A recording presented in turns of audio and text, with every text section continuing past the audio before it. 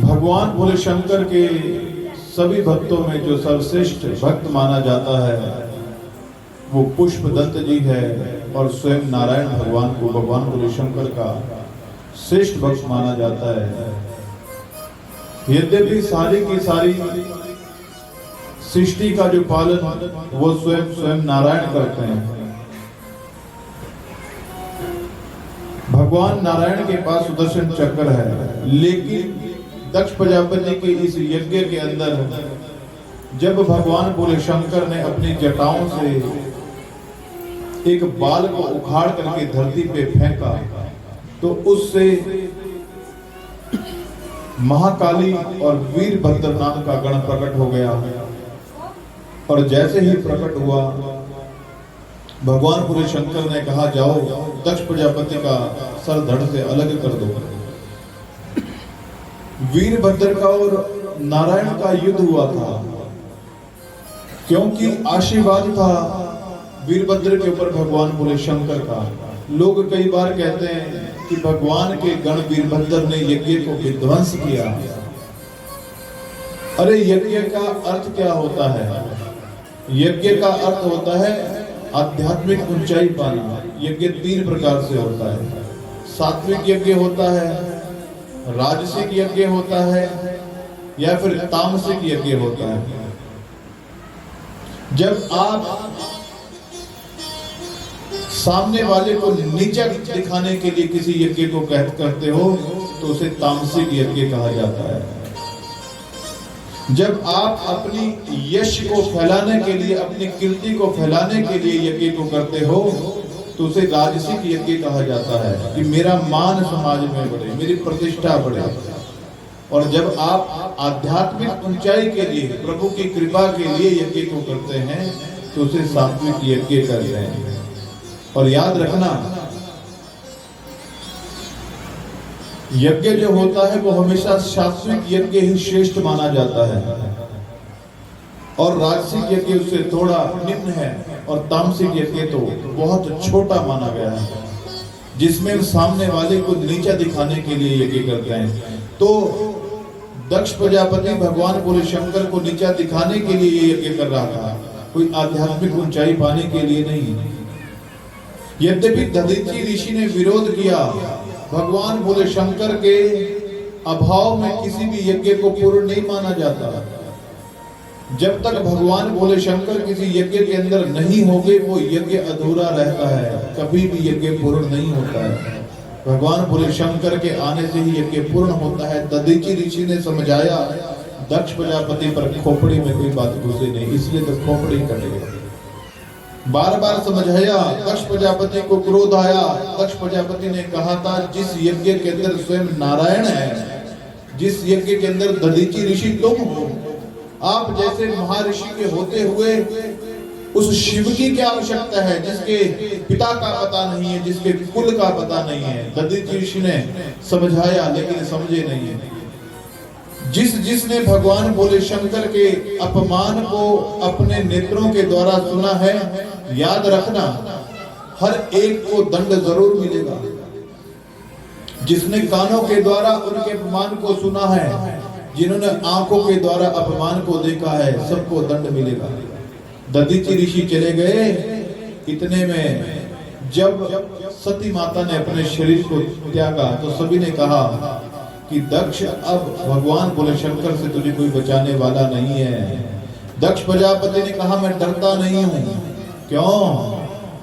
मैं इसलिए नहीं डरता क्योंकि साक्षात इस यज्ञ के अंदर नारायण है, और अगर शिव के गणों का अत्याचार बढ़ भी गया तो नारायण मेरी रक्षा करेंगे, शिव से ये मुझे बचाएंगे।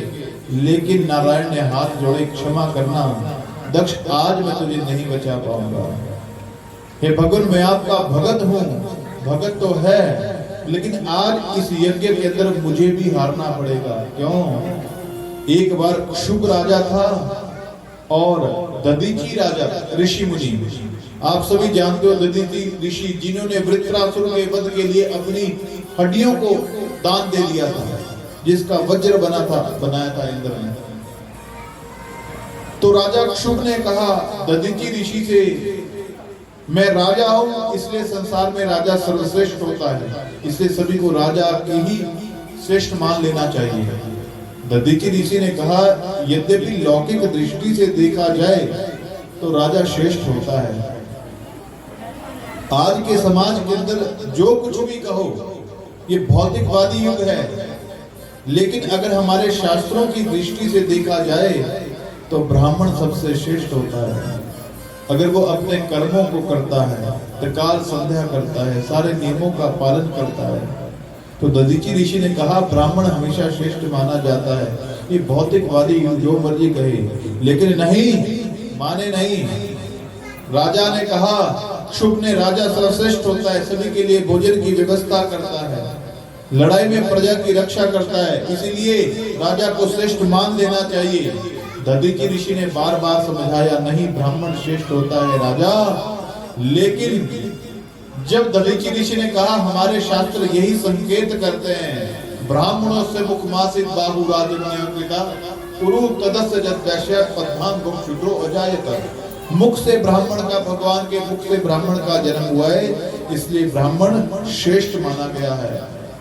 लेकिन नहीं माना नहीं, कहा अपनी बात को मनवाने के लिए राजा शुभ ने बोल दिया जाओ मैं शास्त्रों की बात को नहीं मानता। अब जब शास्त्रों की बात को नहीं मानता तो एक मुष्टि का प्रहार किया दधीचि ऋषि ने राजा शुभ के मुंह के ऊपर। तुम शास्त्रों की बात नहीं मानते, तुम शास्त्रों को झूठा कहते हो। इतना मुष्टि का प्रहार किया, दधीचि ऋषि वहां से चले गए। राजा शुभ ने कहा तुम्हें मैं छोटा दिखा करके रहूंगा और मैं ये प्रूव करके रहूंगा कि राजा श्रेष्ठ होता है। दधीचि ऋषि ने कहा जाओ जो करना है कर लो, मैं शिव का भगत हूं और किसी में ताकत नहीं है जो शिव के भगत को नीचा दिखा सके, जाओ। और उसी समय राजा शुभ आ गए नारायण के पास, नारायण को प्रसन्न किया और नारायण से कहा बस एक बार कहो वरदान क्या चाहिए तुम्हें, बस एक बार मुझे ये वरदान दे दीजिए। क्या कि दधीचि ऋषि के मुख से ये बुलवा दो कि राजा संसार में सबसे बड़ा होता है। नारायण ने कहा लेकिन शुभ ये बात सही नहीं है, राजा बड़ा नहीं होता है, ब्राह्मण श्रेष्ठ होता है। मैंने आपसे मांगा है, आप एक बार प्रयास तो करो। नारायण ने कहा यह संभव नहीं है, लेकिन शुभ ने कहा फिर भी आप प्रयास करो। नारायण ने कहा मैं कोशिश करूंगा। इसलिए नारायण ने आज ब्राह्मण का रूप बनाया, अपना भेष बदल करके आ गए और दधीचि ऋषि के पास गए और दधीचि ऋषि से कुछ मांग की। दधीचि ऋषि ने कहा बताओ तुम्हें क्या चाहिए। नारायण ने उस भेष में कहा बस दधीचि ऋषि अगर देना चाहते हो एक बार ये बोल दो कि राजा शुभ तुम बड़े हो और राजा संसार में सर्वश्रेष्ठ होता है। दधीचि ऋषि ने भी भगवान भोले शंकर को प्रसन्न कर लिया था और भगवान भोले शंकर से ये वरदान मांगा, क्या मेरा पूरा का पूरा शरीर वज्र के समान हो जाए और मैं अजेय हो जाऊं, मैं किसी के आगे गिड़गिड़ाऊं ना, मुझे ये वरदान दे दो, मैं कभी किसी से हारूं ना। भगवान भोले शंकर ने कहा तथास्तु। और अब राजा शुभ के कहने पे नारायण आए हैं दधीचि ऋषि के पास भेष बदल करके। जब कहा ये कह दो कि राजा शुभ बड़ा है, तो दधीचि ऋषि ने कहा ये कौन है। अपने नेत्रों को बंद किया, पर जैसे ही नेत्रों को बंद किया समझ गए नारायण भेष बदल करके मेरे पास आए हैं। तो दधीचि ऋषि को क्रोध आ गया और दधीचि ऋषि ने कहा नारायण आप अपने भगत की तरफ से भेष बदल करके मेरे पास आए हैं, मुझे नीचा दिखाना चाहते हैं। संसार को मैं ये बताना चाहता हूँ कि भगवान भोले शंकर का जो भगत होता है ये कभी छोटा नहीं होता है। आप मुझे छोटा दिखाने का प्रयास करते हैं, भेदभाव करते हैं। जाओ भगवान शिव के भक्तों की महिमा कितनी होती है ये बताने के लिए मैं तुम्हें श्राप देता हूँ। एक दिन ऐसा आएगा कि शिव के भगत से स्वयं नारायण को भी हारना पड़ेगा, स्वयं नारायण को भी हारना पड़ेगा। इतना सुना नारायण ने वापिस चले गए और जाकर के राजा शुभ से कहा मैंने तुम्हें पहले ही समझाया था। नारायण अपने वास्तविक स्वरूप में आ गए और कहा शुभ मैंने पहले ही कहा था कि ब्राह्मण श्रेष्ठ होता है। अब तुम्हारे कारण मैं भी शामिल हो चुका हूं और एक दिन मुझे भी अब तुम्हारे कारण हारना पड़ेगा। तब भगवान नारायण ने राजा क्षुभ और दधीचि ऋषि में मित्रता करवाई। राजा क्षुभ ने माना कि ब्राह्मण ही श्रेष्ठ होता है। आज यही बात जब दक्ष प्रजापति को कही थी नारायण ने, मुझे भी इस युद्ध के अंदर हारना पड़ेगा क्योंकि दधीचि ऋषि का शाप है और वीरभद्र आया है, नारायण के साथ युद्ध प्रारंभ हुआ है। और महाराज आज गरुड़ पे बैठ करके नारायण भी सीधे वैकुंठ को वापस चले गए। ये समझाया भगवान ने इन कथाओं के माध्यम से कि अधर्म का साथ कोई नहीं देता। राम राम सबको कहे ठग ठाकुर और चोर, बिना प्रेम रीझे नहीं तुलसी नंद किशोर। राम राम तो ठग ठाकुर चोर सभी बोलते हैं, लेकिन वो प्रेम से रिझता है। अगर नारायण अधर्म का साथ देना शुरू कर दे तो क्या स्थिति होगी संसार की, आप कल्पना भी नहीं कर सकते। दक्ष प्रजापति ने ये यज्ञ किया है भगवान बोले शंकर को नीचा दिखाने के लिए, कोई आध्यात्मिक ऊंचाई के लिए नहीं, किसी अधर्म का साथ नहीं दिया। नारायण वहां से चले गए। सर कटा है, सती माता ने शरीर का त्याग किया।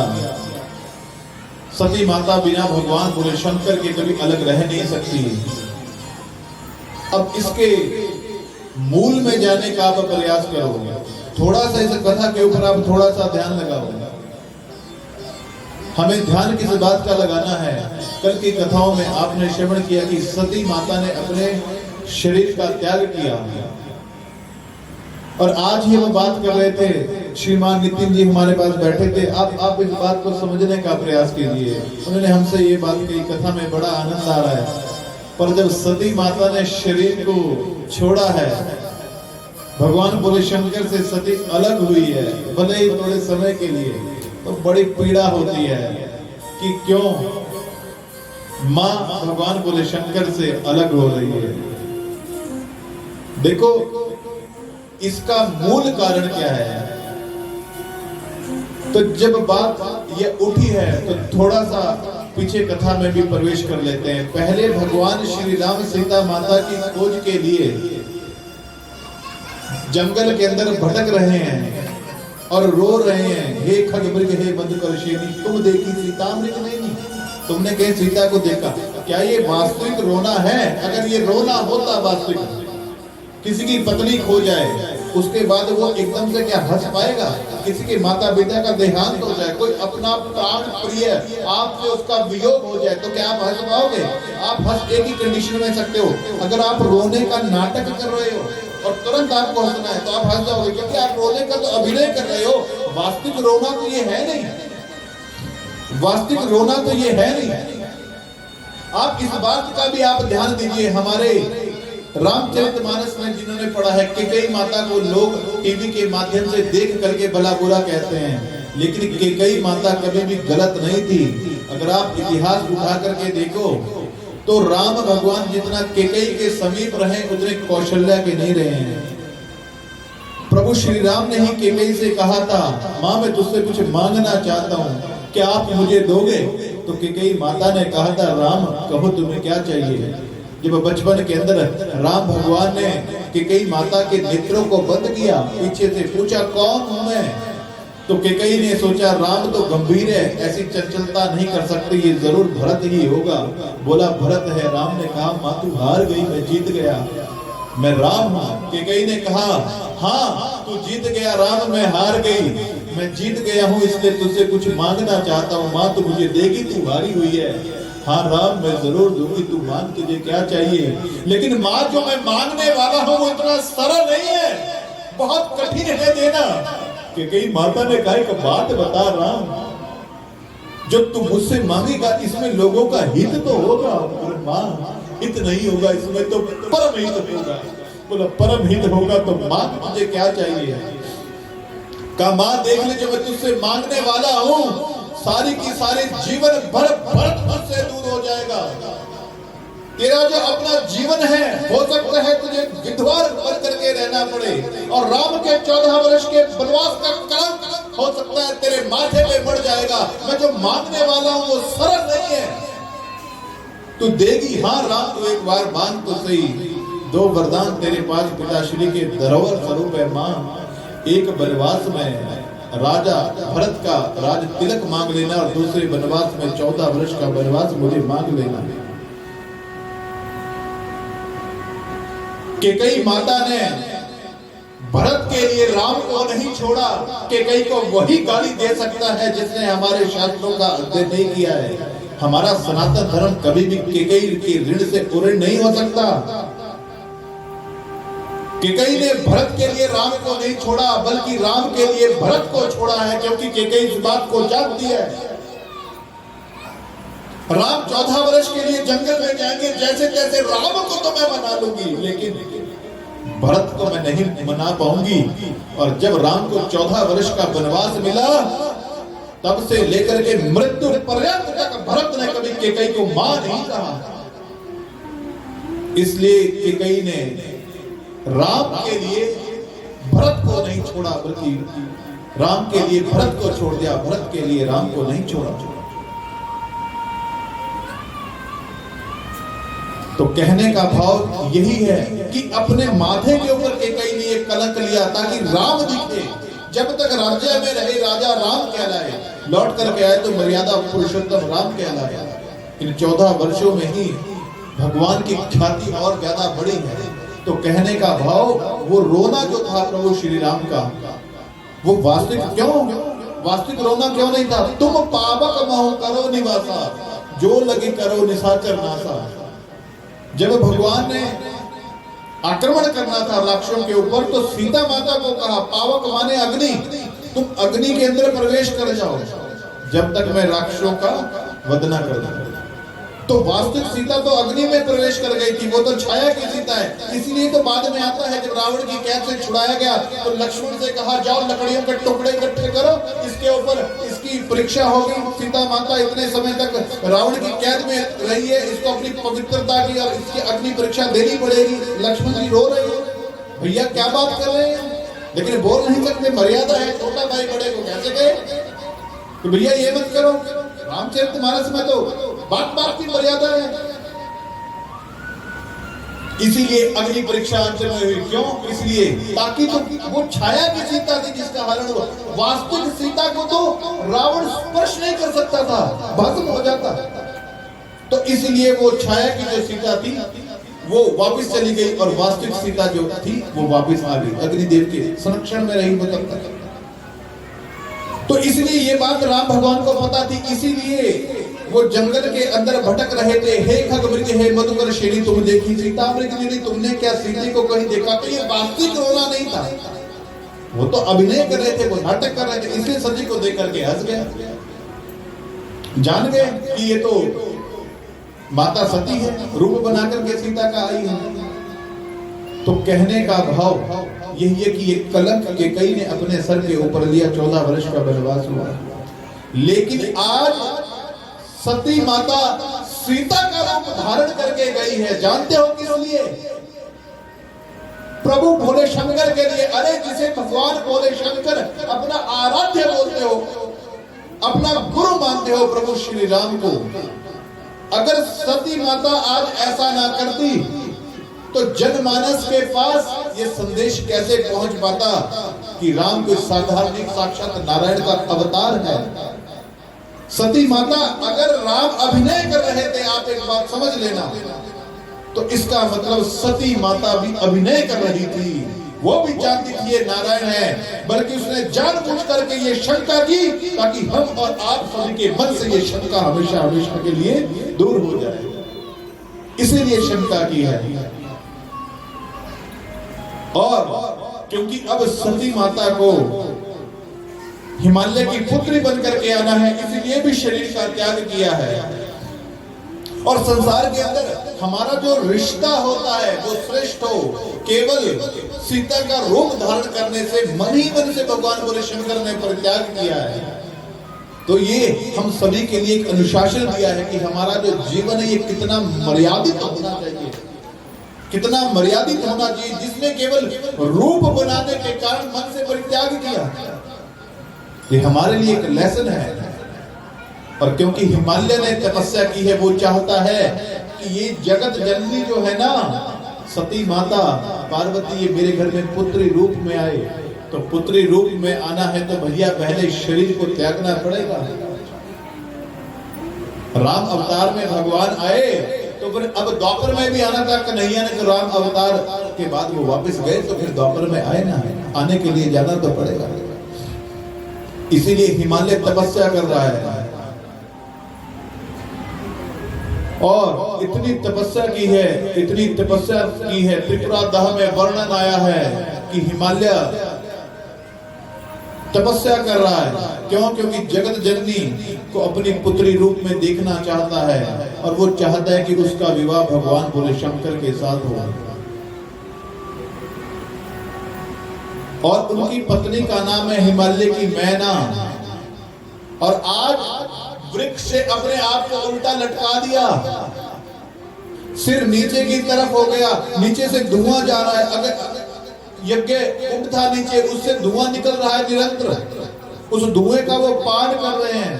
इतनी कड़ी तपस्या की है, 100 रस्सियों के द्वारा अपने आप को बंधवा लिया, और अपनी पत्नी मैना से कहा, क्या? अपनी पत्नी मैना से कहा, एक वर्ष के बाद अगर प्रसन्न हुई मां, तो मेरी एक रस्सी को काट देना, इसी अग्नि कुंड में जल करके स्वाहा हो जाऊंगा। लेकिन विवाह अगर होगा मेरी पुत्री का भगवान भोले शंकर के साथ होगा, और आज जगत जननी को मेरे घर में पुत्री रूप में आना पड़ेगा। ऐसे करते करते 1 वर्ष बीता, 2 वर्ष बीते, 3 वर्ष बीते, पूरे 99 वर्ष बीत गए। 100वां वर्ष प्रारंभ हुआ, धीरे धीरे वो भी बीत गया। एक ही दिन शेष बचा, और जैसे ही एक दिन शेष बचा, उसका भी समय निकल गया, लेकिन मां प्रसन्न नहीं हुई। कभी कभी तो भगवान बहुत परीक्षा ले लेते हैं। जैसे नींबू को निचोड़ते हैं, थोड़ा सा रस होता है, फिर निचोड़ते हैं, वो निकालते हैं, थोड़ा सा बचा हुआ उसको भी निकाल देते हैं। तो भगवान कभी कभी परीक्षा लेते हैं। ऐसा लगता है भगवान आप हमारी पुकार को सुन क्यों नहीं रहे हो? मैं बार बार आपसे आग्रह करता हूं, बार बार पुकारता हूं, आप सुनते क्यों नहीं?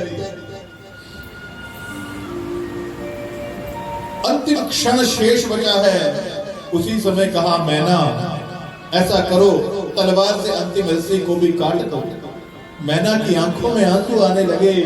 हे प्रभु, हे मां जगत जननी, मैं क्या करूं?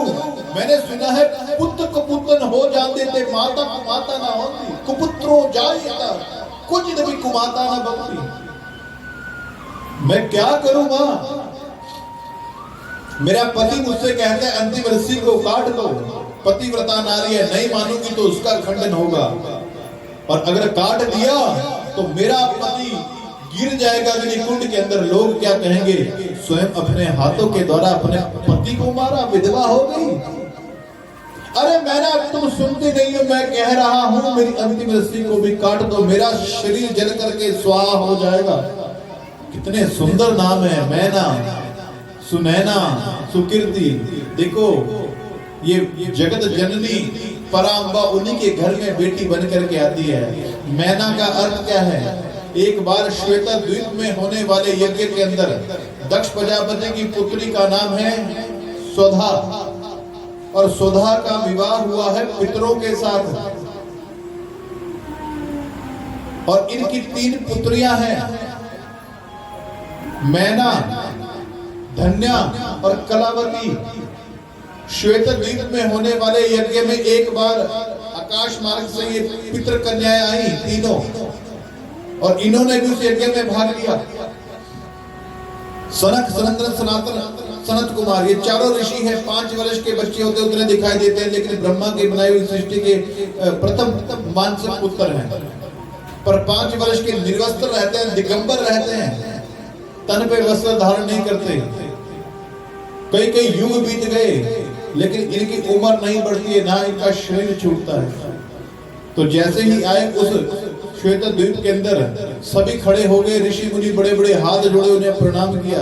इन्होंने सोचा कि इसको प्रणाम कर रहे, छोटे छोटे से बच्चे हैं, पहचान ना पाई, जान ना पाई, अपने आसन पे बैठी रही।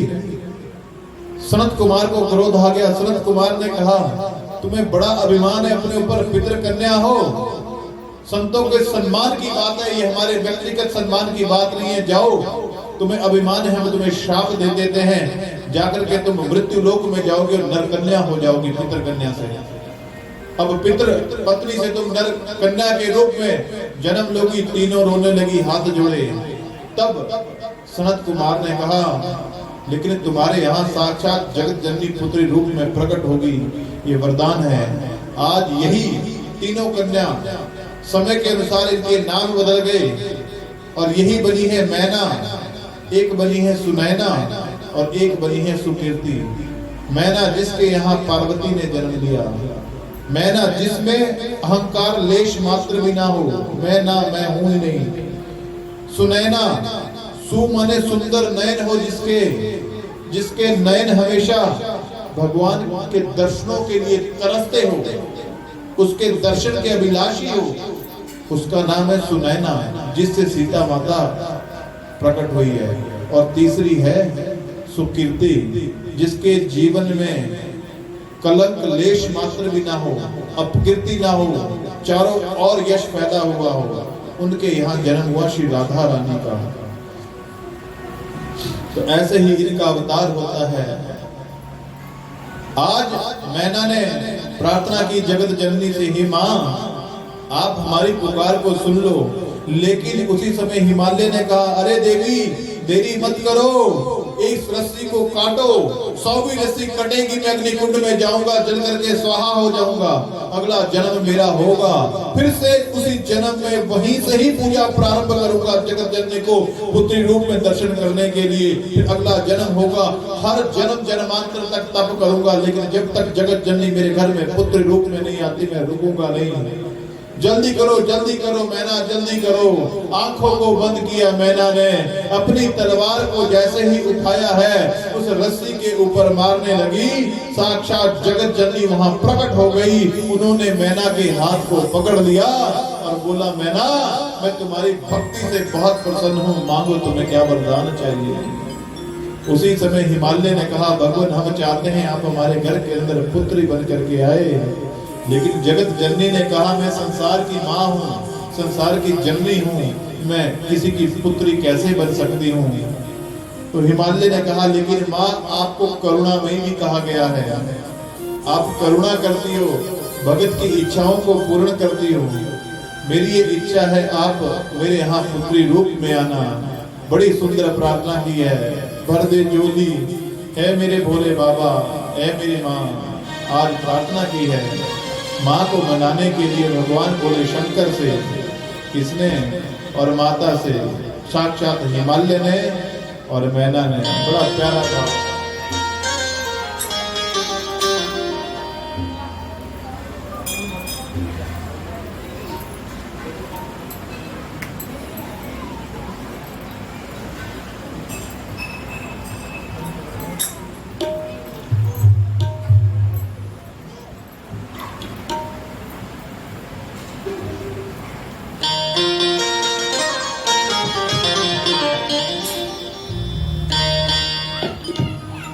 भर दे झोली मेरी भोले बाबा,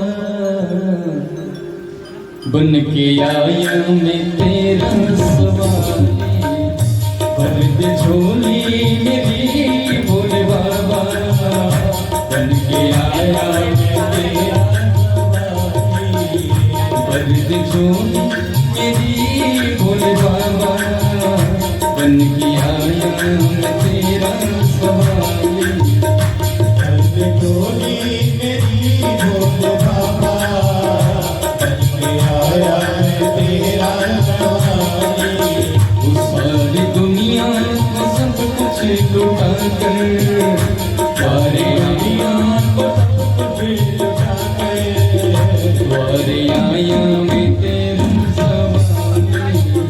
सारी दुनिया को सब कुछ लुटा कर, द्वारे आया मैं तेरा सवारी।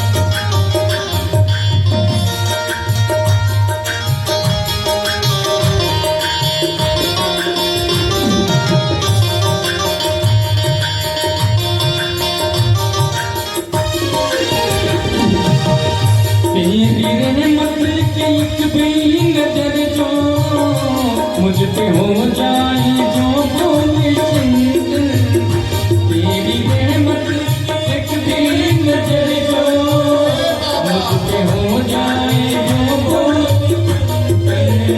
मुझ पे हो जाए जो बोले शंकर मुझ पे हो जाए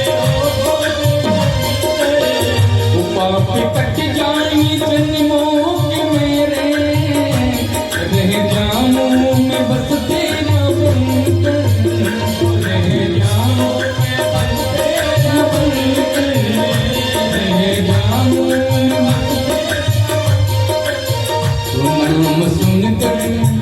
तो नाम सुनकर तेरा भोले बाबा मैंने पीती तुम्हें से लगा दी नाम सुनकर तेरा भोले बाबा मैंने पीती तुम्हें से लगा दी ऊपर से झोली मेरी भोले बाबा बन के आया मैं तेरी सवारी ऊपर से झोली मेरे भोले बाबा बन के आया मैं तेरा सवारी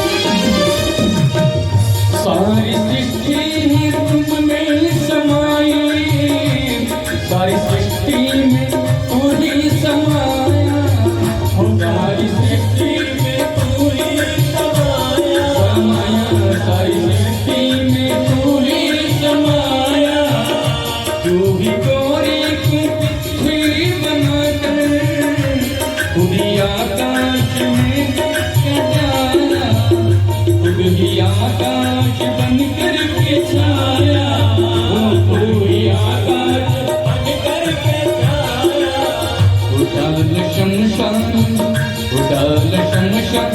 में अपना डेरा तन भस्म की लगा उड़ाल शमशान में अपना डेरा तन भस्म सीता की लगा ऊपर से झोली मेरी भोले बाबा तेरे बंदे न जाऊंगा गाली वो सारी दुनिया को सब कुछ लुटा कर द्वारे आया को सब कुछ लुटा कर द्वारे आया वो द्वारे आया हूँ तेरा सवारी ऊपर की झोली मेरी भोले बाबा बन के आया मैं तेरा सवारी ऊपर की झोली मेरी भोले बाबा बन के आया मैं तेरा सवारी द्वारे आया मैं तेरा सवारी द्वारे आया मैं तेरा सवारी और वही जगत जननी माँ ने स्वीकारा है, कहा ठीक है मैं तुम्हारे यहाँ पुत्री बन करके आऊंगी। थोड़ा समय बिता और कुछ समय के पश्चात साक्षात जगत जननी चतुर्भुज रूप लेकर के दर्शन करवाया है। 8 भुजाओं को किया, नाना प्रकार के अपने स्वरूप का दर्शन करवाया। हिमालय को और मैना को सभी ने स्तुति की है जगत जननी की। और माँ ने कहा आपने तपस्या की थी, ये कहा था पुत्री रूप में मेरे यहाँ आना, मैंने पहले तो असली स्वरूप का दर्शन तुम्हें करवाया है, अब मैं पुत्री रूप में यहाँ प्रकट होती हूँ। उसी समय अब हिमालय और मैना के अंदर वात्सल्य का भाव जाग उठा और साक्षात जगत जननी परा अम्बा भगवती पर्वत से उत्पन्न हुई है, इसलिए नाम पड़ा है पार्वती। आज साक्षात हिमालय के यहाँ पुत्री रूप में प्रकट हुई। बोलो उमापति महादेव की जय। और उसी समय गोस्वामी तुलसीदास जी महाराज ने लिख दिया क्या, जब से जन्म हुआ है, जब से प्रकट हुई है, जब से अवतार हुआ है साक्षात जगत जननी का यहाँ पे, तब से लेकर के जंगल के अंदर हिमालय में जितने पशु पक्षी है परस्पर बैर छोड़ दिया।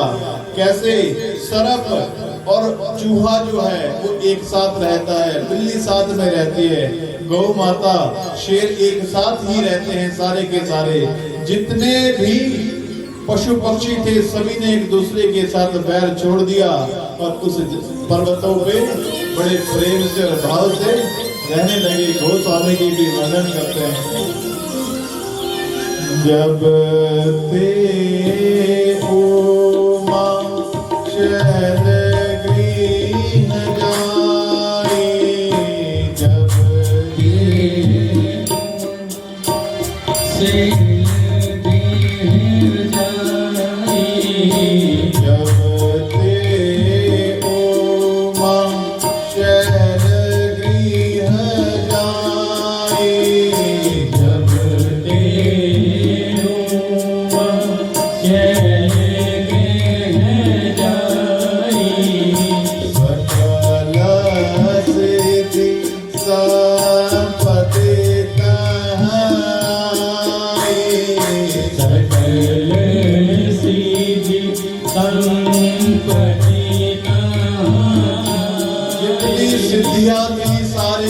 हिमालय पर्वत के ऊपर आ गई और हिमालय बहुत प्रसन्न है। जितने ऋषि मुनियां हैं सभी को रहने के लिए हिमालय ने उनके अनुसार उन्हें स्थान दी। जाता मुनि न सुआश्रम कीने, जाता मुनि न सुआश्रम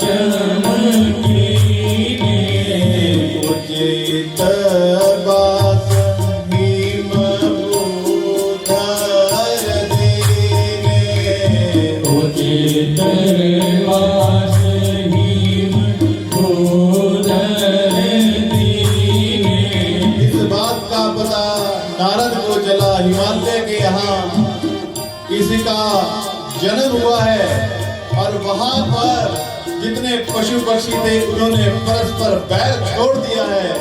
ऐसा कौन है जिसका जन्म हुआ है, पशु पक्षियों का भी बैर छूट गया। यह सुनकर के नारद जी महाराज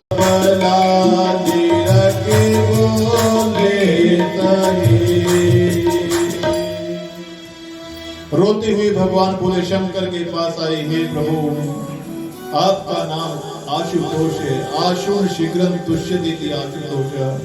आप किसी के आंसुओं को रहने नहीं देते, लेकिन आपने मुझे विधवा बना दिया। रति रोने लगी, मेरे पति को मारा। भगवान बोले शंकर ने कहा, हे रति जाओ, मैं तुम्हें वरदान देता हूँ। आज से तुम्हारा जो पति होगा कामदेव, ये बिना किसी शरीर के ही सभी के अंदर व्याप्तेगा, कहीं पे भी जा सकता है।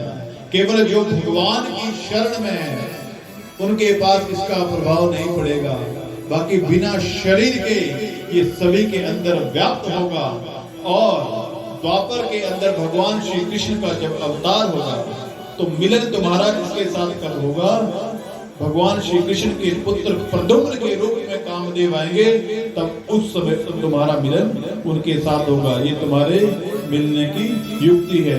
कृष्ण तने होई पति तोरा, वज्र अन्यथा होई न होरा। कृष्ण के पुत्र प्रद्युम्न तुम्हारे पति होंगे, ये तुम्हारा मिलन का समय होगा। रति ने भगवान बोले शंकर के चरणों में प्रणाम किया। सारे के सारे देवी देवता आए भगवान बोले शंकर के पास। भगवान बोले शंकर से कहा, हे प्रभु, हम आपका विवाह देखना चाहते हैं। देखो, पोता अपने दादा का विवाह देखना चाहता है और पुत्र अपने पिता का विवाह देखना चाहते हैं। ब्रह्मा आए हैं, भगवान बोले शंकर से कहा, प्रभु हम आपका विवाह देखना चाहते हैं, क्योंकि जगत पिता है भगवान बोले शंकर और ब्रह्मा उनकी संतान है, ब्रह्मा के पुत्र है देवता, तो देवता अपने दादा, इसीलिए भगवान बोले शंकर को दादा भी कहा जाता है, दादा भी कहते हैं। पोते अपने दादा का विवाह देखना चाहते हैं और पुत्र अपने पिता का विवाह देखना चाहते हैं। भगवान बोले शंकर ने यद्यपि मना किया, लेकिन फिर सभी ने भगवान बोले शंकर की स्तुति की है। और जब भगवान बोले शंकर से प्रार्थना की है, प्रभु हिमालय की जो पुत्री है पार्वती, उसने बड़ा तप किया है, हिमालय के वरदान का पूरा होने का समय आ गया है, उसका विवाह आपके साथ होगा, आप तैयार हो जाइए। भगवान बोले शंकर ने विवाह की स्वीकृति दे दी। सप्त ऋषियों को कहा जाकर के हिमालय से कह दो लग्न पत्रिका इत्यादि बनवा लो, और विवाह की तैयारियां प्रारंभ हो गई है। और सप्त ऋषि गए हैं, सीधे पार्वती के पास गए, पार्वती से कहा पार्वती हमने पहले ही कहा था नारायण के साथ विवाह कर लो, वैकुंठ में आनंद से रहोगी, अब क्या करोगी, विवाह होगा। भगवान बोले शंकर ने तो कामदेव को ही भस्म कर दिया है, हमने तो पहले भी तुम्हें समझाया था कि नारद की बातों में मत आओ। पार्वती ने हाथ जोड़े और भगवान सप्त ऋषियों से कहा आप कहते हैं भगवान बोले शंकर ने अब काम तो मारा है, हमें तो काम ही कभी। भगवान सब तैयारियां कर रहे हैं, अब जब शादी होने जाती है तो सभी क्या कहते हैं, अपने अपने वाहनों को चमकाते हैं। कोई कहता है 20 लाख की गाड़ी में जाऊंगा, कोई कहता है 50 लाख की गाड़ी में जाऊंगा। गाड़ियों को सजाते हैं, अपने अपने वाहनों को सजाते हैं। तो सारे देवी देवता भी अपने अपने वाहनों को सजा रहे हैं।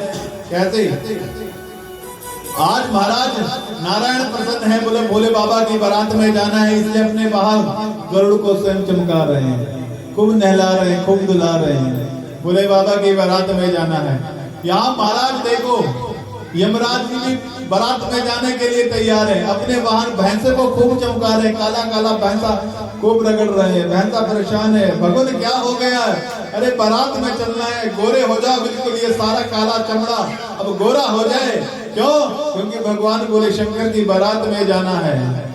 अच्छा अब इंद्र लगे अपने वाहन ऐरावत को चमकाने की तैयारी में, तो पहले ही गोरा हूं कहा, कोई बात नहीं और गोरे हो जाओ, क्योंकि भगवान बोले शंकर के विवाह में जाना है। सभी देवी देवता सुंदर श्रृंगार कर रहे हैं, देवियां साड़ी धारण कर रही है, बोले बाबा के विवाह में जाना है। स्वर्ण के सुंदर सुंदर मुकुट धारण किए जा रहे हैं, आहा शंख चक्र गदा पद्म धारण किया है, नारायण ने क्या स्वरूप बनाया है। बाराती तैयार हो रहे हैं, जब कब हम बारात में जाते हैं तो सब 15-15 हजार के लहंगा कोई सूट खरीद करके जाते हैं और यही सोचते हैं बस शादी में जाएंगे तो सब हमें ही देखेंगे। तो एक बात बताऊं, कोई किसी को नहीं देखता, सब शीशे में अपने आप को ही देखने में लगे होते हैं। ये सारे के सारे देवी देवता तैयारी कर रहे हैं, चमका रहे हैं, सुंदर पीतांबरी धारण किया हुआ है, रत्न जड़ित वस्त्रों को धारण किया है, और यहाँ महाराज भोले बाबा को जो दूल्हा है वो तैयार ही नहीं है। भोले बाबा के पास गण आए हैं, बोले बाबा चलो शादी में चलना है, हाँ चलो। तो नंदी ने कहा भगवान ऐसे नहीं जाते, तो कैसे जाते हैं, अरे दूल्हा जब जाता है तो फिर उसको तो तैयार होना पड़ता है। तो कहा तैयार होना पड़ेगा, अब कैसे तैयार हूं, क्या होता है जब शादी में जाते हैं, बोला बाबा जब शादी में जाते हैं तो दूल्हा मुकुट लगा करके जाता है, तो मुकुट बनाते हैं आपका। अब देखो शिव के गण ही शिव का श्रृंगार कर रहे हैं, कहा जरूरी है, तो मुकुट बहुत जरूरी है। कामदेव को भस्म किया था तो सारी जटाएं खुल गई, तो उन्हीं जटाओं का सारे के सारे जो गण हैं इन्होंने भगवान बोले शंकर का मुकुट बना लिया। और जटाओं का मुकुट बनाने का अर्थ क्या है, मानो विवाह करने के लिए जा रहे हैं।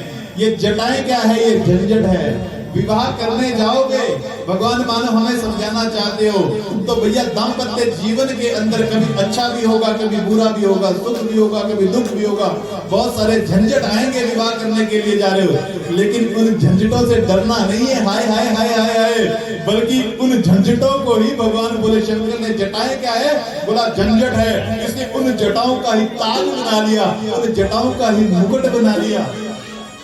और ऐसा नहीं कि हाय हाय हाय करना विवाह के बाद, कहा नहीं, जटाओं का ही मुकुट बना लिया और उन विषम परिस्थितियों में रहते हुए भी जटाओं से गंगा प्रवाहित हो रही है, गंगा भक्ति का प्रतीक होती है, तब भी हमारे अंदर से भक्ति निकलनी चाहिए। चंद्रमा लगा लिया यहाँ पे, शीतलता का प्रतीक है, हमेशा सर ठंडा होना चाहिए, शीतल होना चाहिए। ये समझाया है, पैर गर्म पेट नरम और सर ठंडा, घर में आए डॉक्टर तो मारो उसको डंडा, ये कहावत है। पैर हमेशा गर्म हो, पेट नरम होना चाहिए और सर ठंडा होना चाहिए, तो उसको डॉक्टर की जरूरत नहीं पड़ती है। पर उल्टा हो गया, पैर ठंडे हो गए, सर सबसे ज्यादा गर्म हो गया और पेट नरम रहा है।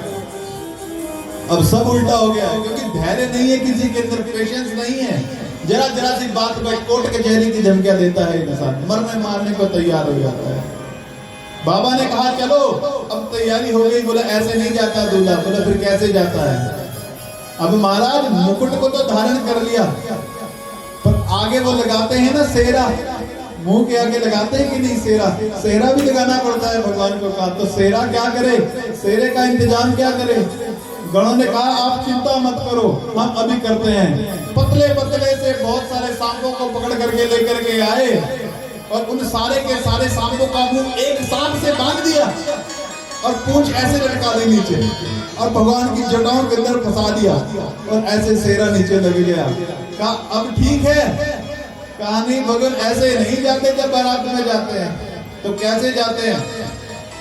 कहा सुंदर सा श्रृंगार होना चाहिए, कानों के अंदर भी कुंडल कुंडल कुछ डाल लो, सुंदर श्रृंगार होना है। अब कुंडल कैसे डाले? अब भगवान के गण में क्या किया, दो पीले पीले से पतले पतले से सांप पकड़ दिए और उनको कानों के अंदर डाल दिया। ठीक है, बोला नहीं अभी बात नहीं, अब मैचिंग है दोनों, यहाँ भी पीला यहाँ काला नहीं, फिर यहाँ भी पीला। फिर उसके नीचे दो नीले सांपों को लेकर गए, उसके अंदर उसको फंसा दिया। फिर उसके बाद दो काले काले सांपों को लेकर गए, फिर यहाँ उसको फंसा दिया, नीचे लटक गए कुंडल। अब ठीक है? कहा भगवान ठीक तो है, पर अभी भी कुछ कमी दिखाई दे रही है। बोला क्या? अब भगवान बोले शंकर को कहा विवाह करना है तो फिर यज्ञोपवीत तो होगा। हाँ यज्ञोपवीत तो होगा, तो यज्ञोपवीत धारण करो। तो यज्ञोपवीत की जगह भोले बाबा ने इतना बड़ा सांप लिया और महाराज यहाँ पे यज्ञोपवीत धारण कर लिया। कहा अब ठीक है? कहा भगवान ठीक है। अब बिच्छुओं को लिया, सर्पों को लिया, यहाँ पे भी सर्पों को बांध दिया। कहा अब ठीक है बाबा, शादी में जा रहे हो, ऐसा शरीर लेकर के जाओगे, कपड़े तो धारण कर लो। कहा क्या करूं? बोले बाबा ने बागंबर को ही धारण कर लिया, लपेट लिया। जिस आसन पे बैठे थे बागंबर को, उसी को धारण कर लिया, लपेट लिया। कहा ठीक है। अब कोई गण उस बागंबर को पकड़े, ऐसे नहीं है भैया इसको बांधना पड़ेगा, तो एक सांप को पकड़ा और उस बागंबर के ऊपर यहाँ कमर के अंदर लपेटा मारा, गांठ मारी और उसको बोल दिया दुनिया खिसक जाए पर तू ध्यान रखियो, सारी इज्जत तुम्हारे हाथ में है भैया। बागंबर को लपेट दिया, तू नाचेगा नहीं। और देखो जब शिव विवाह हुआ तो सबसे पहले यही नाचने की कोशिश करता है, जब सारे के सारे नाचते हैं ना, तो यहाँ पे सांप से लपेटा मार दिया। अब चलो ठीक है। बोला ठीक है। जब दूल्हा जाता है तो हाथ के अंदर तलवार लेकर के जाता है, ऐसे दौड़े जाता है। तो भगवान बोले शंकर के हाथ के अंदर त्रिशूल ले लिया, हाथ में उठा लिया। त्रिशूल का अर्थ क्या होता है? काम, क्रोध और लोभ, ये तीन शूल होते हैं। भगवान इन तीनों को, ये नरक के द्वार है, इसलिए भगवान अपनी मुष्टि के अंदर इन्हें धारण करके रखते हैं। तीन शूल है, हाथ में धारण करते हैं। कहा अब ठीक है। बोला नहीं, जब विवाह होता है तो फिर बटना वटना लगाना पड़ता है, मेकअप करना पड़ता है ना। ब्यूटिशियन आते हैं घर के अंदर भैया, फिर मेकअप करके जाते हैं। शादी और जन्म ये तो बहुत बड़े उत्सव है, कोई साधारण नहीं है, तो ऐसे बात नहीं बनेगी। कहा क्या? बोला कुछ तो मेकअप वेकअप करना पड़ेगा, बटना लगेगा, तो क्या करे? करते हैं तैयारी। अब महाराज सारे के सारे गण गए और जितने शमशान घाट थे, कालका का शमशान घाट, पिंजौर का शमशान घाट, जितनी वो शमशान घाट की राख थी ना, वैसे लेकर के आ रहे हो। ऐसे नहीं लगा रहे मुंह के ऊपर जैसे पाउडर लगाते हैं। भगवान कहते मैं तो पहले गोरा हूँ और क्यों लगा रहे हो? बोला नहीं बाबा, शादी है तो फिर लगाना तो पड़ेगा, ये जो कंपल्सरी है, इसके बिना नहीं है शादी। ऐसे उड़े हुए हैं पूरी की पूरी पार्टियां भोले बाबा के जटाओं के ऊपर, पूरी की पूरी राख। एक तो पहले ही गोरे हैं भोले बाबा, ऊपर से और गोरे हो गए। अरे शिंगी, अरे भिंगी क्या कर रहे हो? अरे बाबा ये सब तो हो रही है। अब ठीक है, कहा दूल्हा जाता है, भगवान जाएगा किसके ऊपर? नंदी को रगड़ रगड़ करके तैयार किया गया है। नंदी के ऊपर बैठ करके जाएंगे। बैल पे बैठ करके क्यों गए? क्योंकि धर्म की 4 टांगे होती है। आपने भागवत में सुना होगा, बैल धर्म का प्रतीक होता है और घोड़ा काम का प्रतीक होता है। तो धर्म पे बैठ करके जाओ, विवाह करने के लिए जाना है, काम के लिए विवाह नहीं करना है, बल्कि धर्म के लिए जाओ। ये भगवान ने उपदेश दिया है। गले के अंदर नाग को लपेट लिया है, विवाह करने तो जाओ, लेकिन कभी ये भूलना मत कि काल तुम्हारे गले के अंदर लटक रहा है। हल्दी जो होती है, बटना होता है, ये काम का प्रतीक होती है। राख होती है, ये जो भस्म होती है, ये वैराग्य का प्रतीक है। इससे भगवान बोले शंकर ने अपने शरीर पे राख लपेट ली, क्योंकि ये वैराग्य का प्रतीक है। विवाह करने जाओ, मानो काम की भावना से मत जाओ, बल्कि धर्म की रक्षा के लिए जाओ। इसलिए अपने शरीर के ऊपर राख लपेटे हुए हैं। कहा ठीक है, सारे के सारे देवी देवताओं ने देखा, भगवान बोले शंकर का श्रृंगार। सभी कहने लगे, हे भगवान देखो तो सही दूल्हा, ऐसा दूल्हा, ऐसे दूल्हे को कौन पिता अपनी कन्या देगा? अब आपस में ही देवी देवता बात करने लगे, हम तो नहीं जाएंगे इस दूल्हे के साथ बाराती बन करके। तभी नारायण ने कहा, एक काम करो, इंद्र भी आपस में बातचीत कर रहे हैं, इनसे पहले ही चले जाते हैं, क्योंकि अगर दूल्हे की शक्ल किसी ने देख ली तो वहां मिठाई मिठाई रसगुल्ला गुलाब जामुन कुछ नहीं मिलने वाला है, चाय कॉफी कुछ नहीं मिलेगा। जो खाना है पहले चले जाओ, हमारा आदर सत्कार हो जाएगा, तब तक पहुंच जाएंगे। भगवान बोले शंकर, क्योंकि दूल्हे को देख लिया तो कुछ नहीं मिलने वाला है। इसलिए ये सारे के सारे अपने अपने वाहनों की तैयारी करके भाग रहे हैं। नंदी आया, महाराज गजब हो गया। कहा क्या हुआ? कहा देवता हमारे साथ जाने के लिए तैयार ही नहीं है, वो आगे जा रहे हैं। तो फिर बारात जरूरी है बाबा, बिना बारात के कैसे जाएगा दूल्हा? तो चलो बारात के लिए चलते हैं। तो नंदी ने कहा किसको बुलाए, कार्ड तो खत्म हो गए हैं। बोले बाबा ने कहा, बोले हमारे वाले को कार्ड की जरूरत नहीं है, वो तो बिना कार्ड के ही आ जाते हैं। बोलो कैसे महाराज? जो शंख ध्वनि हुई है, जो आवाज लगाई है, सारे के सारे गणों ने और भगवान बोले शंकर ने हर हर महादेव।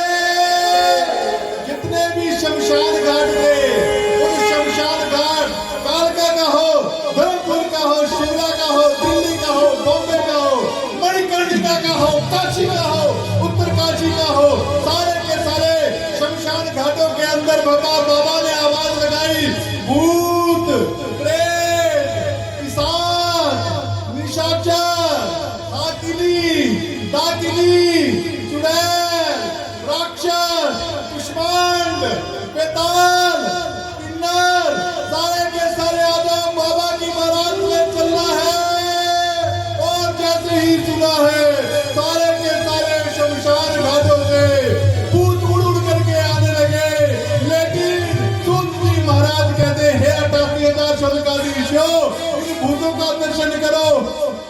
किसी के आंख ही नहीं है और किसी के पूरे शरीर में सीसीटीवी लगे हुए आंख ही आंख है।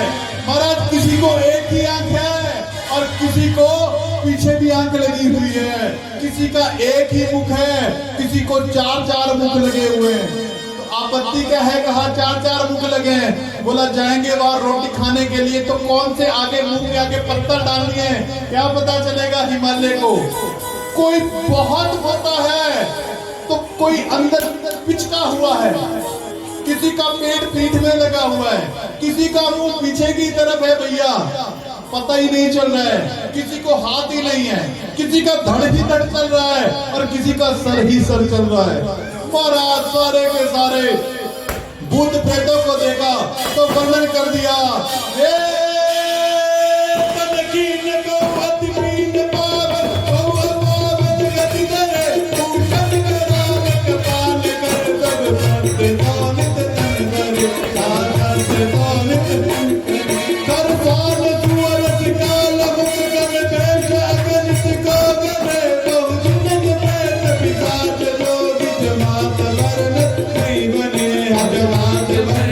नहीं बने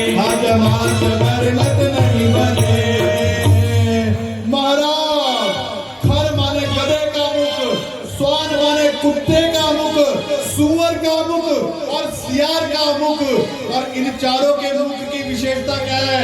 इन सभी के मुंह लंबे लंबे होते हैं, एक साउंड में आवाज करते हैं तो बेस शार्प सब कुछ मिल रहा है। बोले बाबा से कहा अब तैयारी करे, बोले बाबा ऐसे नहीं, बैंड बाजा भी बजना चाहिए, बैंड बाजा है नहीं। बोले बाबा ने अपने डमरू को लिया और डमरू को खड़का दिया और बारात चलने के लिए तैयार हो गई। बम बम बोल जय शिव जय शिव, बम बम बोल जय शिव जय शिव, बम बम बोल जय शिव जय शिव, बोल जय शिव जय शिव, बम बम बोल जय शिव जय शिव। बम बोल जय शिव जय शिव। आप सभी को भी भगवान भोले शंकर के बधाई हो। बम बम बोल जय शिव जय शिव, बम बोल जय शिव जय शिव, बम बम बोल जय शिव जय शिव। बम बोल जय शिव जय शिव, अकड़म बम बोल जय शिव जय शिव, बम बोल जय शिव जय शिव। अरे 2 मिनट के लिए खड़े होकर के भोले बाबा का स्वागत कीजिए, बधाई हो। बम बम बोल जय शिव जय शिव, बम बोल जय शिव जय शिव, बम बम बोल जय शिव जय शिव। बम बोल जय शिव जय शिव, अकड़म बम बोल जय शिव जय शिव, बम बोल जय शिव जय शिव, अकड़म बम बोल जय शिव जय शिव। बम बोल जय शिव जय शिव, बाबा बोल जय शिव जय शिव, बम बोल जय शिव जय शिव, बाबा बोल जय शिव जय शिव। बम बोल जय शिव जय शिव, अकड़म बम बोल जय शिव जय शिव, बम बोल जय शिव जय शिव, बम बोल जय शिव जय शिव। बोल जय शिव जय शिव। बोलो उमापति महादेव की जय। आप सभी को भी भगवान भोले शंकर के विवाह के बधाई हो। भगवान भोले शंकर का विवाह है जो संसार में बेटे पोते की शादी में नाचता है, जन्मोत्सव में नाचता है, उसको 84 लाख में नाचना पड़ता है, पर जो यहाँ नाचता है फिर उसको संसार में कहीं नहीं नाचना पड़ता। इसलिए आप सभी को बधाई हो। ओ निराले दूल्हे में मतवाले दूल्हे सजे रहे भोले बाबा, निराले दूल्हे ओ सजे रहे भोले बाबा, निराले दूल्हे सजे रहे भोले बाबा, निराले दूल्हे सजे रहे भोले बाबा, निराले दूल्हे। ओ निराले दूल्हे वाले दूल्हे, निराले दूल्हे ओ निराले दूल्हे मतवाले दूल्हे,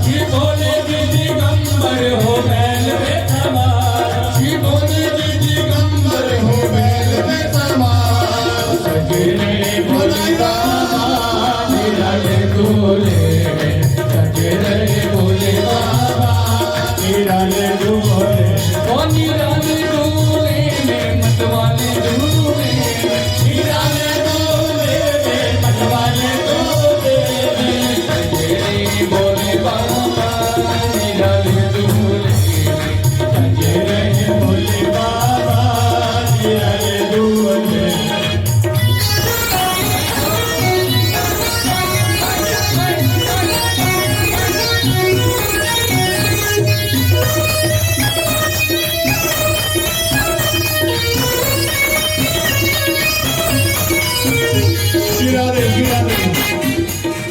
सारे के सारे बाराती नाच रहे। आज धूल ही धूल उड़ रही है। कोई राक्षस आकाश से जा रहा है, कोई रेंगता हुआ जा रहा है, कोई एक दूसरे पे बैठ करके जा रहा है। सारे नाच रहे हैं। भोले बाबा ने डमरू बजाया है तो जिस सांप को कमर के अंदर लपेट करके रखा हुआ था, सबको नाचता हुआ देख करके वो भी कमर के अंदर नाचने लगा। अरे उसी समय नंदी ने इशारा किया, अरे तुम रहने दो, तुम रहने दो, तुम नहीं नाचोगे, तुम नहीं नाचोगे, सारी की सारी इज्जत तुम्हारे हाथ में। सजे रहे भोले बाबा निराले डोले सजे रहे भोले बाबा निराले डोले ओ निराले डोले में मतवाले डोले निराले डोले में मतवाले डोले सजे रहे भोले बाबा निराले डोले सजे रहे भोले बाबा जितने है अकेले शंकर मेले है गुरु जगत के नहीं किसी के केले है भाग में जंगल में मंगल भूतों की परगल आ गए हैं मंगल ले भाग में बट्टा ले बच्चे बट्टा सब गीत रहे हैं हो बच्चा बच्चा पी करके प्याला हो गए मतवाले कोई नाचे गावे कोई ढोल बजावे कोई ढोल बजावे कोई बूट गिरावे भोले भंडारे पहुंचे तलवारे सब देख के भागे ओ नर नारी कोई आगे भागे कोई भाग गुजारे कोई कहीं किसी की धोती अरुणारी कोई करवे खप्पा कोई बम लप्पा कोई बम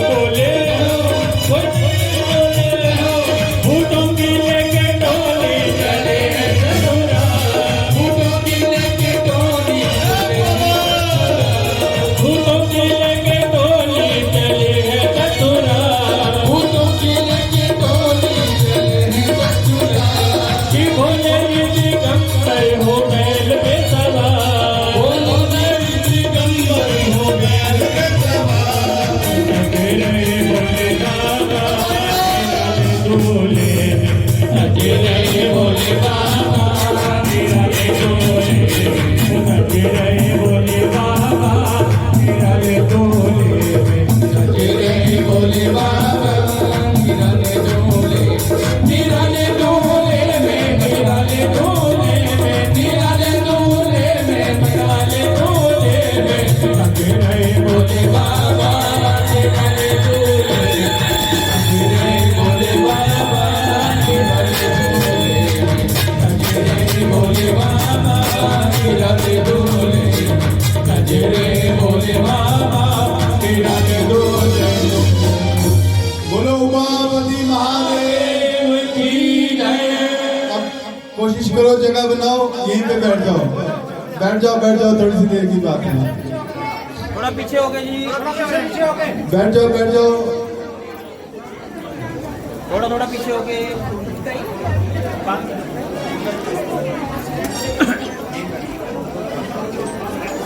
पीछे उतर जा बेटा, ये ना तोड़ देना हमारा, थोड़ा पीछे हो गए, थोड़ा पीछे हो गए। बोलो उमापति महादेव की जय। जैसे ही आज हिमालय ने ऐसी शोभा बनाई हुई है, ऐसी शोभा बनाई हुई है कि 1000 मुखों से भी जिसका वर्णन नहीं किया जा सकता। सारे के सारे देवी देवता सबसे पहले इंद्र पे नजर पड़ी। आज जैसे ही नजर पड़ी है सभी लोग इकट्ठे हुए हैं, छोटे छोटे बच्चे और कुछ बुजुर्ग लोग बारात को देखने के लिए आए। बच्चे भाग भाग करके आए कि हम बारात को देखेंगे, दूल्हा आने वाला है। सबसे पहले इंद्र पे नजर पड़ी। देवताओं को देखा, एक ने कहा भाई देखो कितना सुंदर दूल्हा है। पास में गए, पूछा आप दूल्हे हो? नहीं नहीं, दूल्हा पीछे आ रहा है। नन्हे नन्हे सखाओं ने कहा जब बाराती इतने बढ़िया है तो दूल्हा कितना सुंदर होगा। आज पीछे गए, भाग कर गए, फिर नारायण को देखा, ओहो ये दूल्हा है, कितना बढ़िया दूल्हा है, आप ही दूल्हे राजा हो? कहा नहीं नहीं, दूल्हा तो पीछे आ रहा है। नारायण जी भी वहां से आगे चले गए और जैसे ही भगवान बोले शंकर को देखने के लिए, दूल्हे को देखने के लिए गए, स्वागत के लिए गए थे, उन नन्हे नन्हे बच्चों ने जैसे ही भूत प्रेत पिशाच निशाचर आखिरी डाकनी राक्षस चुड़ैल कुष्मांड पेदार किन्नर सबको देखा, भाग गए और भाग करके सीधे भागे। हिमालय ने पूछा क्या हुआ क्या हुआ? कमरे के अंदर चले गए, दरवाजा बंद कर दिया, कंबल ओढ़ दिया, सो गए। माताएं भाग करके हुआ क्या हुआ क्या? अरे कौन कहता है बारात है, लगता है यमराज की सेना आ गई है। माताओं ने समझाया बेटे ऐसी कोई बात नहीं है, ऐसी कोई बात नहीं है, हम दर्शन करेंगे। बोलो जो करना है जिसको दर्शन करो, दर्शन वो करेगा। दूल्हे का जो जीवित रहेगा, उससे पहले बहुत सारे भूत प्रेत सारे आए हुए हैं, सारे के सारे इसका दर्शन करते सारे मर जाएंगे, आज कोई जीवित नहीं रहेगा। कहा चल बाहर तो चल। अरे नहीं नहीं नहीं नहीं, मुझे कोई भोजन नहीं करना, अपने आप को अंदर बंद कर लिया। थोड़े बुजुर्ग लोग गए, कोई रथ के ऊपर बैठ करके स्वागत के लिए जाने लगे, पर महाराज राक्षसों को देख करके सारे हाथी भागे, सारे घोड़े भाग गए और बुजुर्ग तो वही के वही रह गए और आकाश मार्ग से भूत प्रेत जा रहे हैं। और जैसे ही बारात हिमालय के समीप पहुंची है, कहते उसी समय आज मैना माता आई है, दूल्हे राजा का स्वागत करने के लिए, दामाद का स्वागत करना है। सोने की थाली को सजाया गया, साथ में सखियों को ले जाकर के गए। भगवान भोले शंकर के पास पहुंचे और उनकी आरती करने लगे। अभी दूल्हे के मुख को नहीं देखा है तो आरती करते हैं, सबसे पहले चरणों की आरती करते हैं, फिर उदर की करते हैं, फिर मुख की करते हैं, फिर पूरे शरीर की उतारते हैं। और आज जैसे ही दूल्हे की आरती करने गई, आज पार्वती की माता मैना बड़ी प्रसन्न है, सोने की थाली में आरती परछावा करने के लिए गई और बोलती क्या है? ओ मेरो दूल्हो गुलाब फूल, कुसुम मेरी कुसुम कली, मेरो दूल्हो गुलाब फूल, कुसुम मेरी कुसुम कली, मेरो दूल्हो गुलाब फूल, दुल्हन मेरी कुसुम कली, मेरो दूल्हो गुलाब फूल, दुल्हन मेरी कुसुम कली, मेरो दूल्हो गुलाब फूल, दुल्हन मेरी कुसुम कली, मेरो दूल्हो गुलाब फूल, दुल्हन। और जैसे गांव से आरती की, उधर से करती हुई मुख के पास पहुंची तो धड़ाम से थाली गिर गई और मैना भागी भागी भागी भागी चली गई और सीधी गई है, जाकर के पार्वती के पास पहुंची और पार्वती के पास जाकर के रोने लगी। इस विधाता ने तेरी किस्मत में ऐसे वर को कहा था, नारद ने इसकी तपस्या करने के लिए कहा था। वो रोने लगी, मैं मर जाऊंगी पर इसके साथ तेरा विवाह नहीं करूंगी। और सारी की सारी बारात जो है हिमालय के यहाँ पहुंच गई। कुछ बुजुर्ग थे, हार्ट अटैक ना हो जाए, जबरदस्ती अपने आप को संभाल करके रखा हुआ है। महाराज रात को प्रकट होने वाले भूत प्रेत आज दिन में ही प्रकट हो गए हैं और सारे के सारे खूब नाच रहे हैं। कितना प्यारा भाव है। दूल्हा बन करके जब शंकर जी पहुंच रहे हिमालय के यहाँ,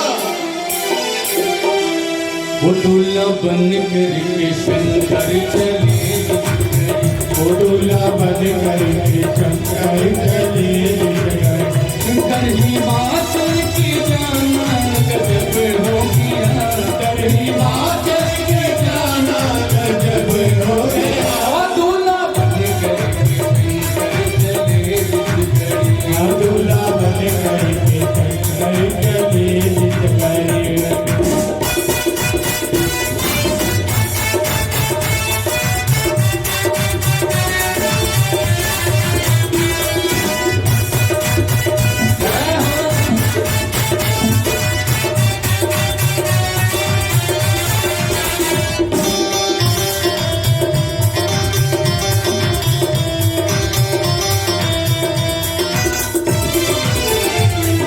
मुंड माल था सिर पे सर्प जाल था, गले मुंड माल था सिर पे सर्प जाल था। वो बातें बस में लगाना गजब हो गया, हमारे बस में लगाना गजब हो गया। वो दूल्हा बन करके शंकर चले, वो दूल्हा बन करके शंकर चले, हिमाचल की जाना गजब हो गया, हिमाचल के जाना गजब हो गया। वो दूल्हा बन करके शंकर चले,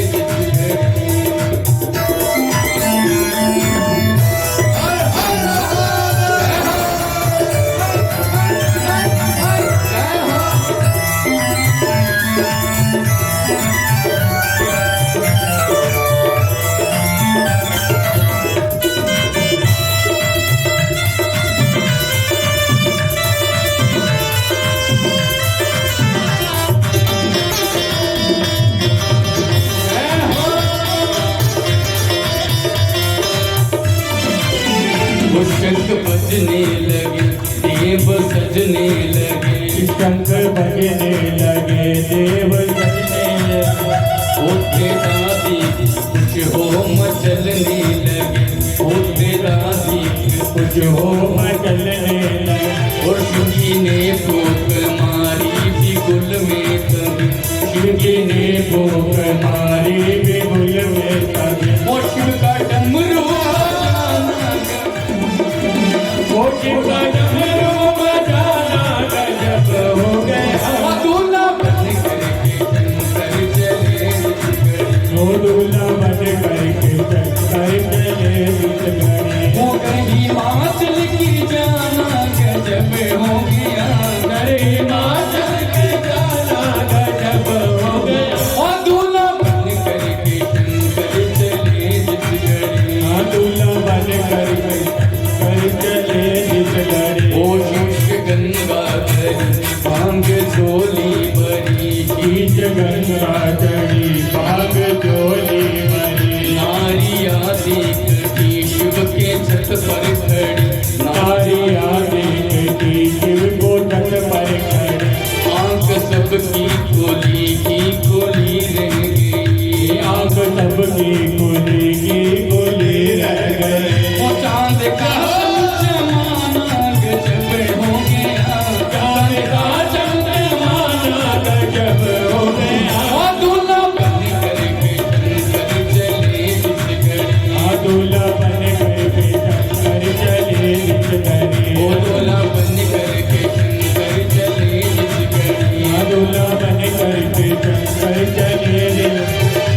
हिमाचल के जाना गजब हो गया, हिमाचल के जाना गजब हो गया। वो दूल्हा बन करके शंकर चले, वो दूल्हा बन करके शंकर चले, वो दूल्हा बन करके शंकर चले।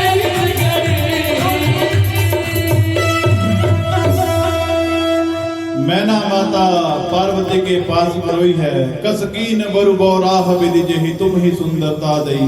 जो फलू चाहिए सुरतर हुई सो बरबस बसु नहीं ला गई। तुम सहित गिरिते गिरौ पावक, जरौ जल निधि नहो करो।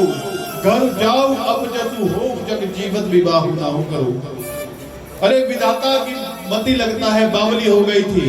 जिस पुष्प को गुलाब के ऊपर होना चाहिए जबरदस्ती बबूल के ऊपर लगा दिया। मैं सत्य बात कहती हूँ, तुम्हें लेकर के गिरी से नीचे कूद जाऊंगी, तुम्हें लेकर के अग्नि में अपने आप को स्वाहा कर दूंगी, तुम्हें लेकर के जल में डूब जाऊंगी। भले ही संसार मेरा अपयश गाए, पर अपने जीते जी ऐसे वर के साथ तेरा विवाह नहीं होने दूंगी। पार्वती ने समझाया, माँ मेरे जीवन में जो सुख दुख लिखा होगा, मेरे भाग्य में जो होगा वही मुझे मिलेगा। ये कलंक तो अपने माथे पे क्यों लेती है कि तेरे कारण मेरा विवाह नहीं हुआ। तू कलंक मत ले। नारद जी महाराज वहां पे आए, शतानंद जी महाराज आए हैं। तब हिमालय को और साथ में मैना को समझाया, ये जो तुम्हारी बेटी है ये बेटी बन करके आई है, ये साधारण नारी नहीं है, ये सती माता है। तुमने तब किया था, पुत्री रूप में इन्हें मांगा था। ये साक्षात जगत जननी परा अम्बा है जो पुत्री रूप में आई है। पिछली बार भगवान बोले शंकर ने सती को मना किया था यज्ञ में जाने के लिए, उनके मना करने के बाद ये गई और योगाग्नि के माध्यम से अपने प्राणों का परित्याग कर दिया है। आज वही सती माता पार्वती के रूप में आई है। ये कोई साधारण नहीं है, जगत जननी है। भगवान बोले शंकर से आग्रह किया और भगवान बोले शंकर ने अपना स्वरूप बहुत सुंदर सा बना लिया और पार्वती माता के साथ फिर जो भी नियम होते हैं हमारे सनातन धर्म के अनुसार भगवान बोले शंकर ने विवाह किया। बोलो उमापति महादेव की जय। हाँ त्रिशूल, हाँ ला दो, त्रिशूल का ध्यान रखना क्योंकि फैन है ना, चलने दो। त्रिशूल आ जाओ पंडित जी जरा, ये तो आपके आशीर्वाद से हो तो ज्यादा बढ़िया है। हरे ओम स्वस्ति न इंद्रो वृद्धश्रवाः स्वस्ति नः पूर्वा विश्ववेदाः स्वस्ति नस्तारक्षो अरिष्टनेमिः स्वस्ति नो बृहस्पति ददातु। ओम पायः पृथिव्यां पयो हरिषु पायो दिव्यन्तरिक्षे पायो यस्वते प्रदिजासन्तु मह्यम्। ओम विष्णु गराडवासी विष्णु शर्परेस्तु विष्णु सायोरासी विष्णु ध्रुववासी वैष्णववासी विष्णवे त्वाः। ओम अग्निर्देवता वातो देवता सूर्यो देवता चंद्रमा देवता वसवो देवता रुद्रा देवता आदित्या देवता मरुतो देवता विश्वे देवा देवता बृहस्पतिर्देव इंद्रो देवता वरुणो देवता। शांतिरंतरिक्षं शांति पृथ्वी शान्तिरापा शान्ति लोकधया शान्ति वनस्पतय शान्तिर्विश्वे देवा शान्तिर्ब्रह्म शान्ति सर्वं शान्तिरेव शान्ति सामा शान्तिरेधि सुशान्तिर्भवतु। बधाई हो। परमादरणीय श्रीमान नितिन जी को भी बधाई हो।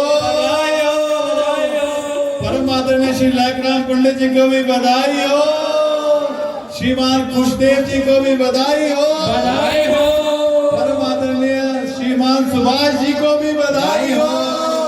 आप सारी संगत को भी बधाई हो।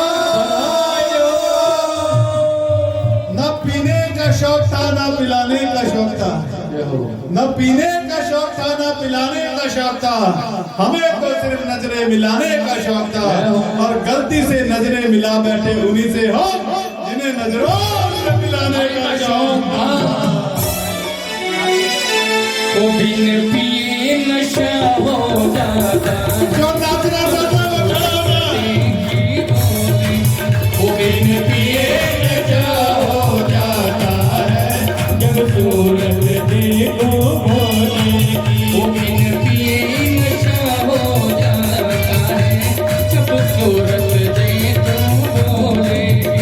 बिन पिए नशा हो जाता है जब सूरत देखो भोले की। जब सूरत देखो भोले की। जब सूरत देखो भोले की। जब सूरत देखो भोले की। जब सूरत देखो भोले। ओ बिन पिए नशा हो जाता है जब सूरत देखो भोले की। ओ बिन पिए नशा हो जाता है जो सूरत देखो भोले की।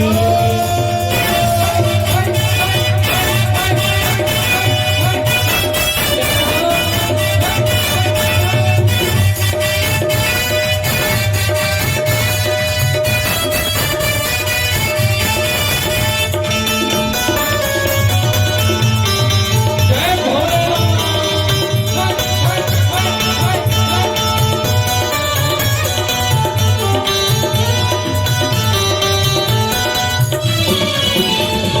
शीश में कुंदा विराज रहा। इसके शीश में चंदा विराज रहा। उसके शीश पे चंदा विराज रहा। उसके शीश में चंदा विराज रहा। चंदा की चांदनी खो जाऊं जब सूरत देखी।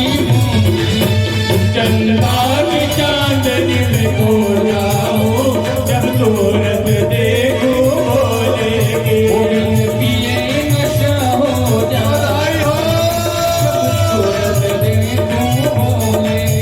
बिन पिए नशा हो जाता है जो सूरत देखो भोले की।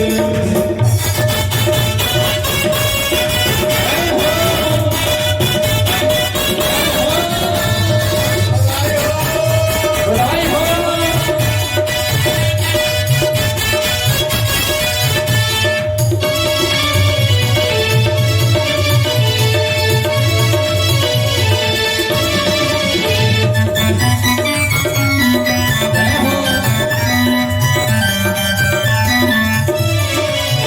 उसके गले में नाग विराज रहा।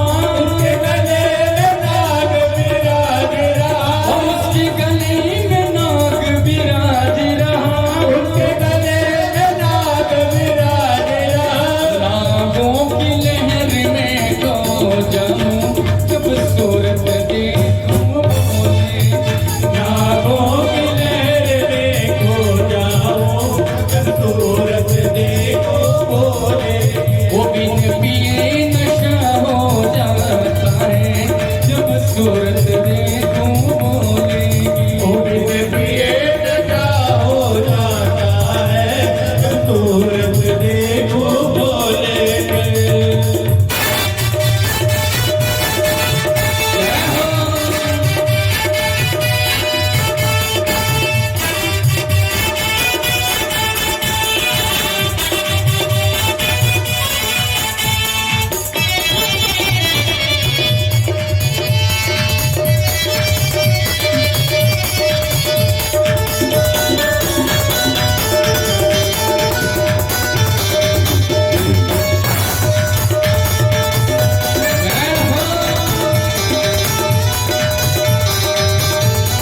रूप ताल में खो जाऊं रोग ताल में खो जाओ जब सूरत देखी भोले की। डमरू की नाद में खो जाओ जब सूरत देखो भोले की। वो बिन पिए नशा हो जाता है जब सूरत देखो भोले की। ओ बिन पिए नशा हो जाता है जब सूरत देखो भोले की।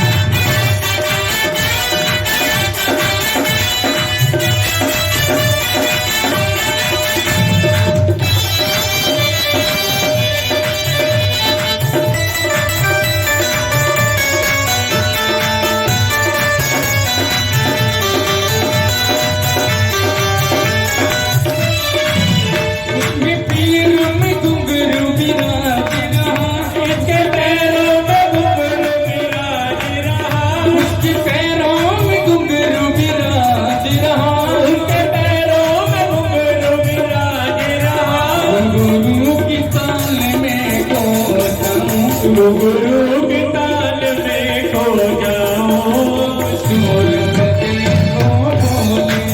अब गुरु के ताल में खो जाऊं जब सूरत देखो भोले की। वो बिन पिए नशा हो जाता है जब सूरत देखो भोले।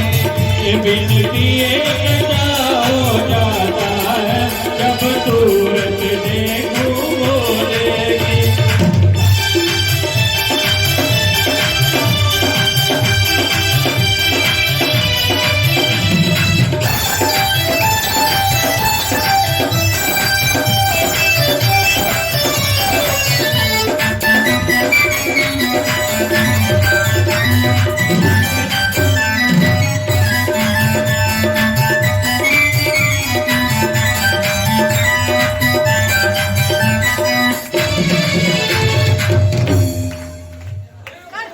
बोलो उमापति महादेव की। तो एक बार फिर से भगवान बोले शंकर और पार्वती की विवाह की आप सभी को बधाई हो। तो कल आगे की कथा होगी, आप सभी लोग समय पे आएंगे। तरुण आचार्य HP YouTube के ऊपर चैनल है, आप लोग सभी सब्सक्राइब करें, तरुण आचार्य HP। कल कथा का समय वही रहेगा 5 बजे से लेकर के 8 बजे तक, और यहाँ हम कथा का आनंद लेंगे। आप शिव विवाह था आज, तो उसका बड़ा आनंद आया, और यही प्रार्थना है शिवरात्रि वाले महाराज जी के चरणों में भी कि हे गुरुदेव ऐसे ही सभी के ऊपर आपका आशीर्वाद नित्य निरंतर बरसता रहे, और ऐसे ही प्रभु का गुणगान सदैव यहाँ पे होता रहे। हम इनके चरणों में प्रार्थना करते हैं, और भगवान गुरु शंकर के चरणों में भी कोटि कोटि प्रणाम। अभी आरती होगी, सभी आरती नहीं कर पाएंगे, और अच्छा है कि आप सभी लोग बैठे ही रहो, खड़े भी ना होंगे। जो यजमान जी है वही आरती करेंगे, और आप एक एक करके ऊपर आओगे, व्यास फिर से प्रसाद लोगे। लेकिन यहाँ स्टेप है, थोड़ा ध्यान रखना, कोई गिर ना जाए, बच्चों का भी ध्यान रखना है ना। तो आराम आराम से, कोई जल्दी नहीं है, आप आराम से आए, प्रसाद लेते जाए, आरती चलती रहेगी, प्रसाद लेते जाए, और फिर बाहर भोजन की व्यवस्था है, प्रसाद की व्यवस्था है। बोलो महादेव की जय। एक बार फिर से बधाई हो। बधाई हो।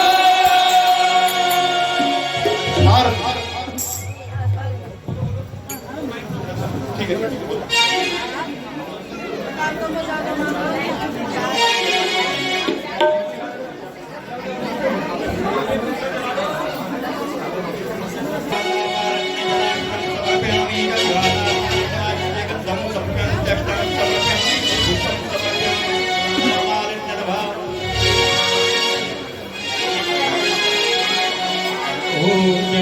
शिव ओंकारा बोले शिव ओंकारा, विष्णु सदा शिव बोले भोलेनाथ सदा।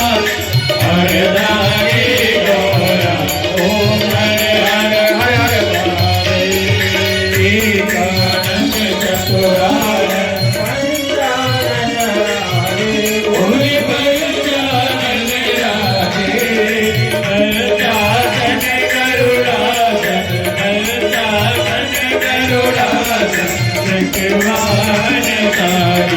ओम हर हर हरे माधुरी दो चार दस बुझते सोवे। बोली 10 बुझते सोवे।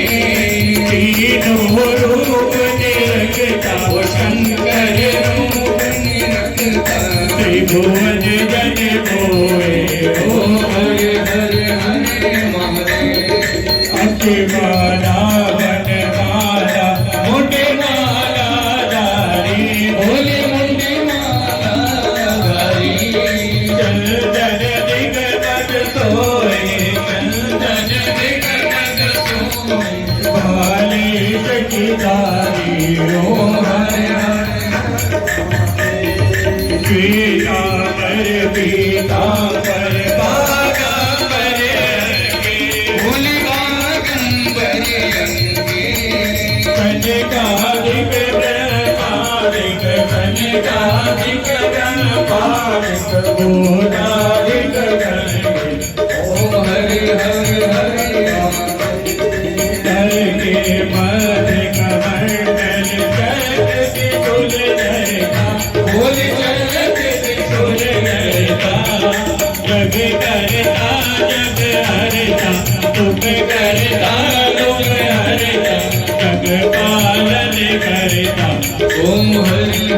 हरे महादेव। हो ब्रह्माविष्णु प्रजादेव जानते अविवेका भूल जानते अविवेका प्रणवाकर के मने ओम अक्षर के मंदे ये तीनों एका ओम हरे हरे हरे महादेव।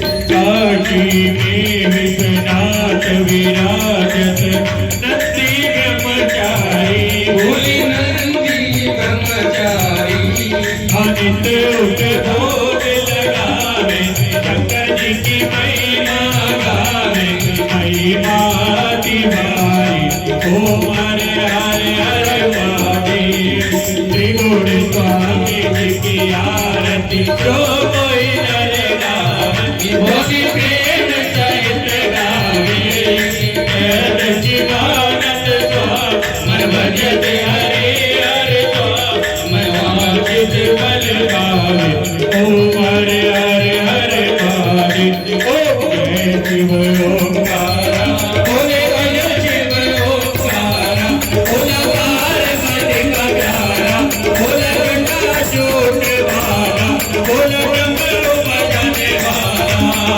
प्रभावित सदा शिव बोले बोले नाथ मास हरे लागे गौरा ओम हरे हरे हरे बोले गौरम करुणावतार संसार सार भुजगेन्द्रहार सदा वसन्तं हृदयारविन्दे कमल भवानी सहितं नमामि त्वमेव माता च पिता त्वमेव त्वमेव बन्धो च त्वमेव त्वमेव वीरा द्रविणं त्वमेव त्वमेव सर्वं मम देव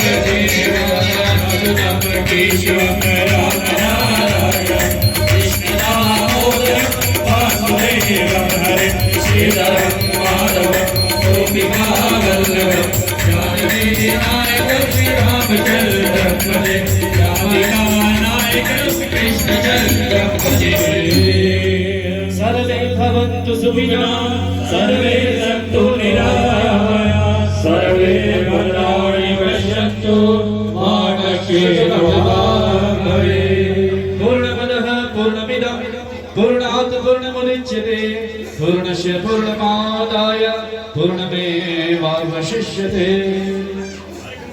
मार्गमध्यस्थितं सोऽयं नाभिक्तं देवोपरि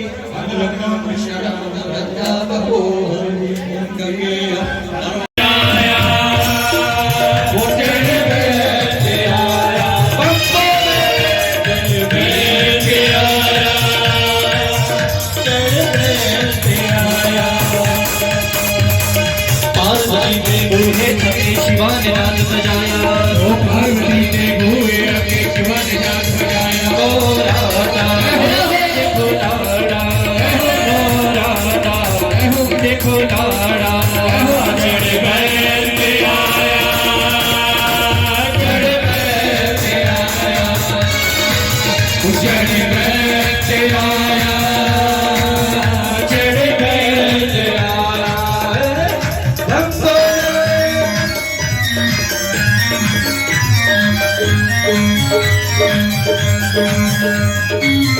Thank you.